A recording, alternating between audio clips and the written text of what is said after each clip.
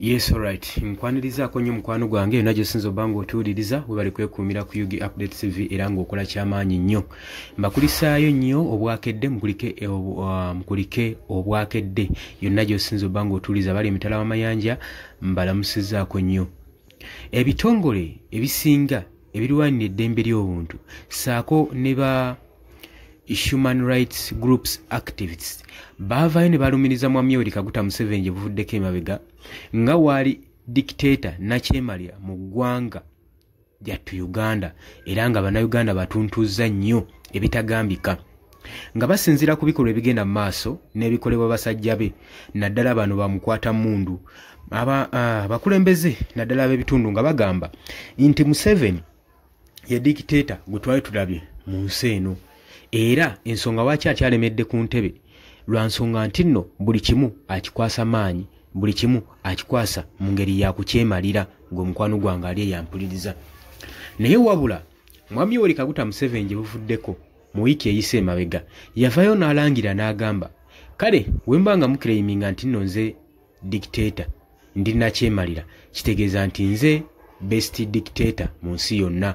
I am the best dictator in the world. Wachi yayogera wati tiyakoma okwo yagenda mu maaso n'okwongerezaako ng'agamba nti nno ajjukira emyaka 3 emabega mu military role eggwanga lyali teriyina ddembe paka we yavaayo mu mwaka ogw'Olukumi-1986 n'awamba obuyinza. Agamba kino nakikolerera era nga nalwanira emyaka 5 nga ndi mu lutalo mu Luweero mu nsiko eyo ez'Eruweero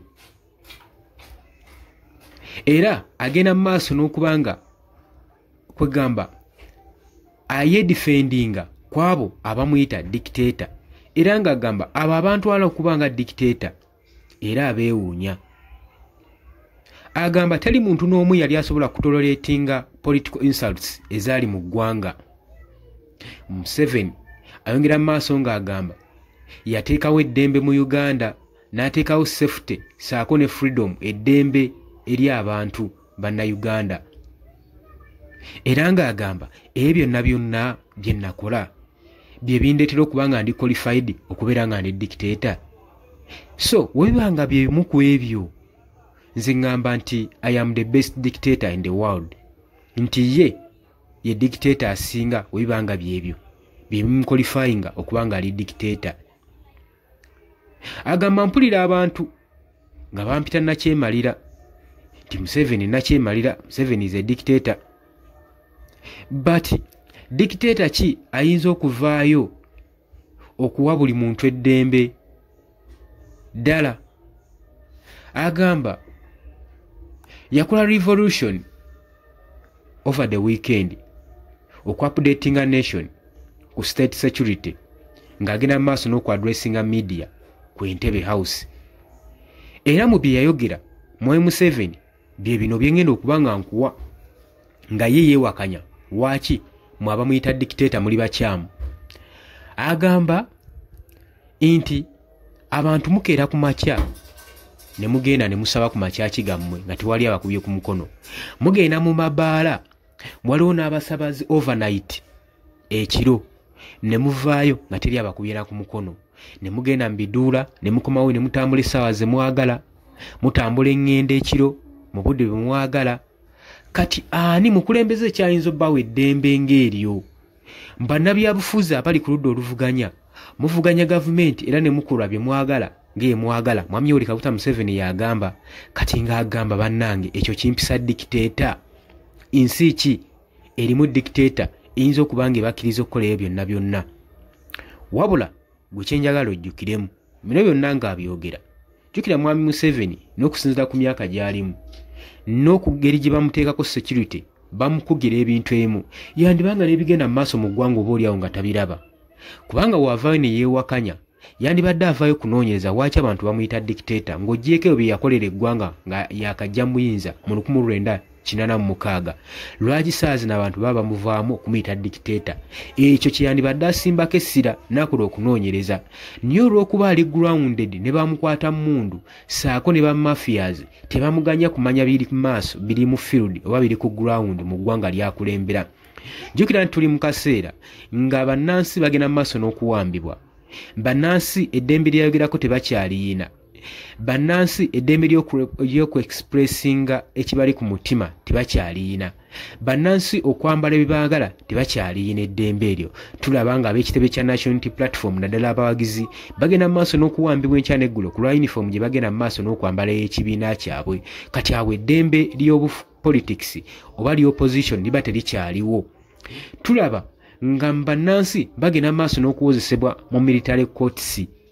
Era byonna byonna si ddembe kubanga toyinza kukwata civilian mutwala mu military court obona bonna booleka bwannakyemalira nti buli kimu yakiri mu control. We tulaba ministries ezimu okugeza ng'ebitongole birina okulwanira eddembe ly'obuntu, ebitebe, essiga, eddamuzi, saako ne ministries nyingi teziri independent, zikolera wansi we era watali orders tezikola. Obonna bukulaga bwannakyemalira, kikulaga dictator. Obwa dictator si kwe kuwa bannayuganda eddembe ne batambula ne bagenda kuga. Obwa dictator eddembe liba bannayuganda genda mu kirabu, kunywa waragi, kunywa mwenge, saako n'ebintu ebyo biralalala omuli ebyo ku betting, kugamba ebintu ebyandikubye munnayuganda obwavu bimu Museveni byagalantinga okubanga saako ne bano baboni again okubanga abawa freedom, okubanga basaba buli kiro ebaagalira. Ebyo bibayambako, bimuyambako okukumira bannayuganda mu butamanya n'emabega, kubanga omulokole tagenda kuvaayo kwekalakasa ku nsonga embi bajja bagamba Bayibuli tekikkiriza. Kati awo n'abanga waabaagala. Niye tulaba bannayuganda nga batuntuzibwa, ministries ezimu tezisobola kukola independently nga temuli orders ze. Tulaba ebitongole eby'essiga eddamuzi oluusi bigenda okusalawo oba okukozesa omuntu ng'omusango bamaze dde ogumusalira, obona bonna bwa dictator. Ekyo Mwami Museveni kyatasobola kubanga alaba. Ate n'ababaka abamwetoolodde ab'ekibiina kya NRM basigala tebamugambyeko olw'ensonga bamulaga nti eno amaanyi agayina, so nga amaanyi gayina eno mu bantu ge gabamukwata mundu.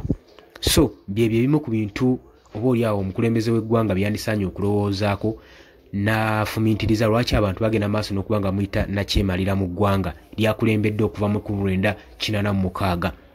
Oli ku Yugi Updates TV ko sinzo bango otuuliriza gwatana tweyungako nkutegeeza kirya wansi waliwo ekigambo subscribe kikoneko oberenga otweyungako.